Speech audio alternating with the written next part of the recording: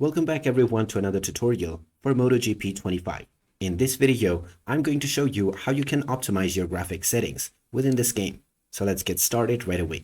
First of all, open up MotoGP 25 on your device, and once you are taken into the main menu, you may press the settings button at the top right corner or press the Y button on your joystick to enter your settings. Now within the settings page, use the left or right bumper to enter the video tab. From video, make sure to choose the correct resolution for your device and only turn on VSync if you notice screen tears within your game.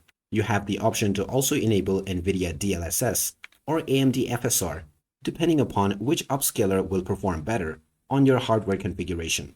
You can keep a higher anisotropic filter level, as well as a higher texture detail, but you can keep the shadows to a medium or low option. The depth of field, ambient occlusion, as well as motion blur can also be left at medium. Once you have applied your settings, you can just go back to your game and see how your settings feel.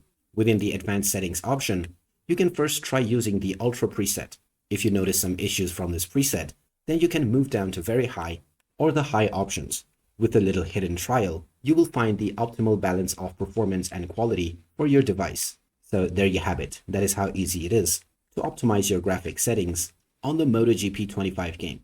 If you find this video helpful, make sure to hit that like button and subscribe to our channel for more helpful tips and tutorials.